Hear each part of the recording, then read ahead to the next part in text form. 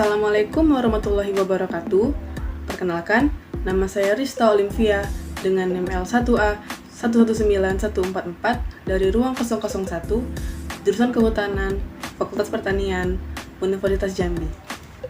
Di video ini, saya akan memberikan sedikit penjelasan mengenai penggunaan model alometrik untuk pendugaan biomasa dan stok karbon hutan Indonesia.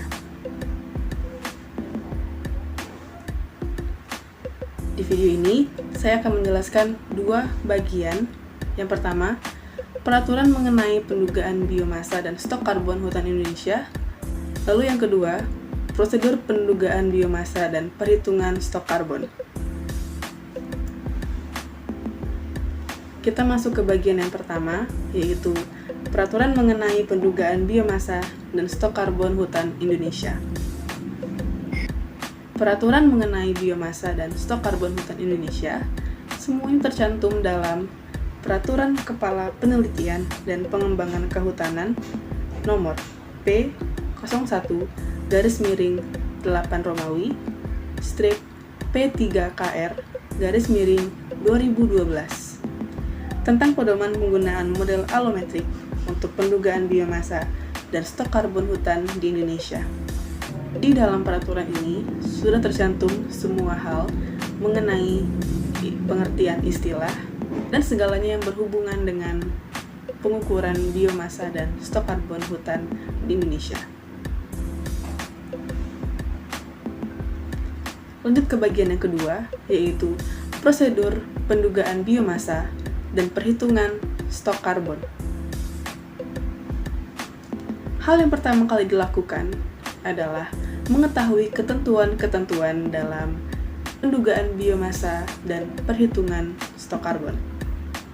Untuk ketentuan yang perlu diperhatikan dan harus dipenuhi, diantaranya, yang pertama, pedoman ini digunakan untuk melakukan pendugaan biomasa dan stok karbon terhadap objek berupa individu pohon ataupun tegakan hutan, yang artinya pengukuran biomasa dan stok karbon dilakukan pada objek berupa pohon atau tegakan. Lalu yang kedua, objek dapat dipilah berdasarkan satuan jumlah pohon, satuan luasan dalam hektar, dan atau tipe ekosistem hutan. Jadi, kita harus mengetahui dahulu jenis pohon apa yang akan kita teliti, pada luasan lahan berapa, dan pada tipe ekosistem apa. Selanjutnya, diperlukan data dasar berupa jenis pohon, diameter setinggi dada, dan tinggi pohon, serta informasi letak atau lokasi di mana objek tersebut berada. Hal ini berguna untuk ketepatan data dan keabsahan data.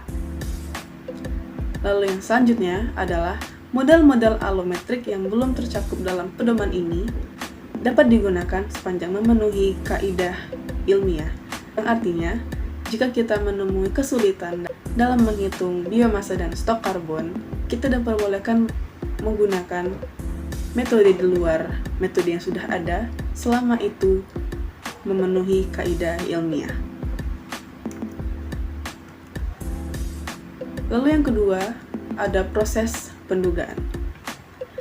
Proses pendugaan biomasa dan stok karbon hutan dilakukan dengan langkah-langkah sebagai berikut. Yang pertama yaitu persiapan.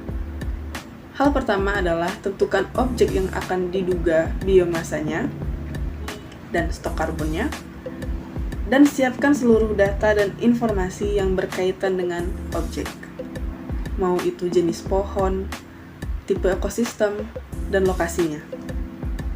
Lalu yang kedua, pemilahan data dasar. Data dasar ini dapat meliputi diameter pohon saja, jenis pohon dan diameter pohon, tinggi pohon dan diameter pohon, ataupun diameter pohon, jenis pohon, dan tinggi pohon. Kita juga bisa menggunakan data dari penelitian sebelumnya yang telah dilakukan. Hal ini disebut dengan metode non-destruktif atau data non-destruktif. Selanjutnya adalah pemilihan model alometrik. Pemilihan model alometrik ditentukan berdasarkan data yang telah kita dapatkan. terdapat beberapa pendekatan-pendekatan metode allometrik yang dapat disesuaikan dengan data yang kita miliki. Selanjutnya ada pendugaan biomassa. Dalam pendugaan biomassa, terlebih dahulu kita identifikasi cakupan data dan informasi yang tersedia yang berkaitan dengan objek yang akan diduga, sehingga terbentuklah 7 pendekatan yang dapat kita gunakan sesuai dengan data yang kita miliki. Lalu yang terakhir ada perhitungan stok karbon. Perhitungan stok karbon dirumuskan dengan fraksi karbon dikali dengan biomassa. Apabila nilai fraksi karbon yang spesifik jenis atau tipe ekosistem tidak tersedia, maka dapat digunakan nilai default IPCC sebesar 0,47.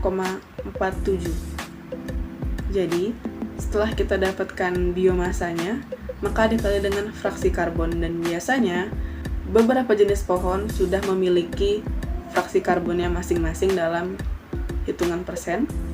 Akan tetapi jika tidak diketahui jenisnya, maka dapat digunakan nilai default saja, yaitu 0,47.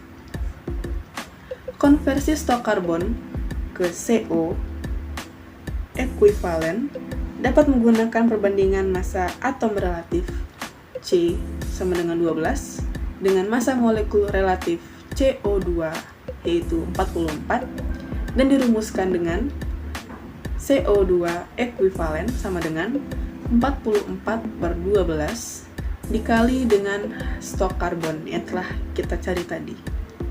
Maka didapatlah stok karbon dengan konversi ke CO2 ekuivalen. Lalu berikutnya, hubungan antara biomassa dan stok karbon. Biomassa dan stok karbon saling berhubungan, di mana besarnya stok karbon tiap bagian pohon dipengaruhi oleh biomassa, karena dalam perhitungan stok karbon diperlukan data setiap pohon untuk mengetahui biomassanya. Oleh karena itu, setiap peningkatan terhadap biomassa akan diikuti oleh peningkatan stok karbon. Terima kasih sudah menonton video ini sampai habis. Mohon maaf bila ada kesalahan, baik dalam pengucapan maupun dalam materi. Semoga dapat menambah wawasan kita semua. Saya akhiri dengan wabillahi taufiq wal hidayah. Wassalamualaikum warahmatullahi wabarakatuh.